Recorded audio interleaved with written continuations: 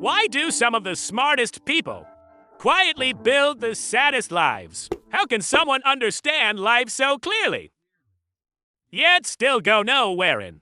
And what if the thing ruining them is not ignorance, but intelligence turned against itself? Psychology has a painful answer. Some people do not fail because they think too little. They fail because they think so much. That action starts dying inside them. They analyze, compare, predict, simulate, optimize, and still do nothing.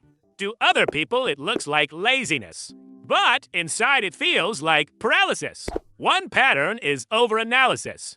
A simple choice becomes a mental war. Their mind is so good at seeing complexity. That simple movement starts feeling irresponsible. So they delay the first step, telling themselves they are being careful, when really they are becoming trapped. Another pattern is delay disguised as preparation. They do not say, "I am procrastinating." They say, "I am still figuring it out." The mind becomes brilliant at explaining why action has not happened yet. Another pattern is intellectualizing emotion. They do not feel their pain directly, they study it. They can describe exactly what is wrong, yet still remain emotionally frozen. Understanding becomes distance.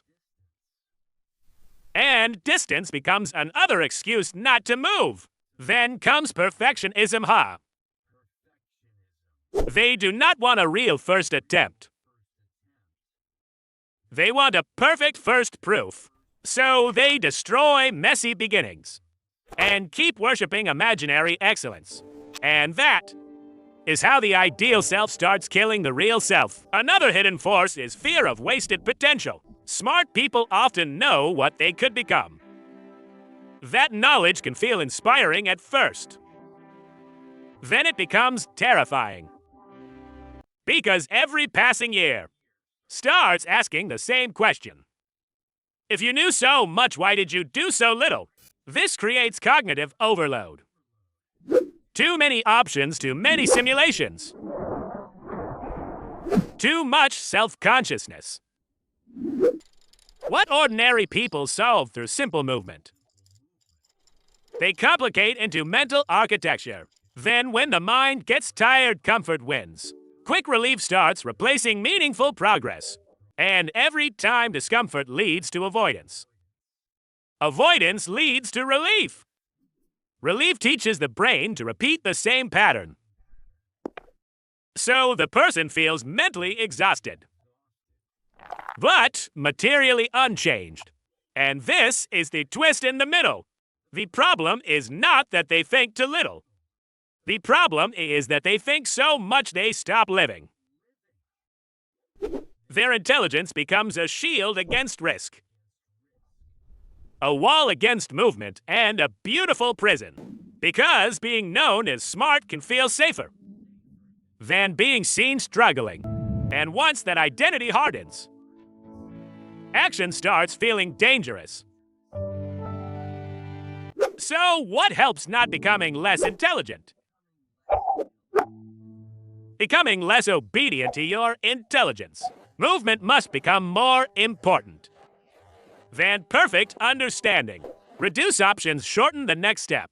Stop asking the mind to approve everything. Choose one small, ugly action. And do it before your brain can turn it into a theory. Set a timer, start badly. Let discomfort exist without negotiating with it. Because once action begins, the spell starts breaking. And once imperfect work exists, progress becomes possible. You do not need more insight at that point. You need behavioral repetition. Make focus easier than escape. Protect small blocks of action, as if they are the foundation of your identity. Because they are. Every small, completed task teaches the brain a new truth. I can move before I fully know. And yes, you will still slip. But the new skill is not never falling back. It is returning faster. That is why self-compassion matters. Shame only makes the intelligent mind more creative at hiding. Kindness makes return possible. Return makes change possible. And here is another important truth. Smart but stuck is not your identity, it is a pattern. Once you stop treating it like personality and start treating it like behavior, power returns, then intelligence can finally become useful again. Not as a theater for identity, but as a tool for building reality. Because real lives are not built from brilliant thoughts. They are built from repeated contact with the real world. And that takes courage more than brilliance. Now comes the reverse twist. Sometimes, what ruins smart people is not overthinking by itself. It is the way they use intelligence to justify not moving. Their intelligence does not just analyze the cage. It becomes the cage.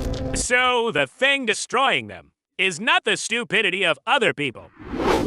It is their own brilliance, turned into a defense against action. And that is why some smart people do not fail. Loudly, they ruin their own life in silence.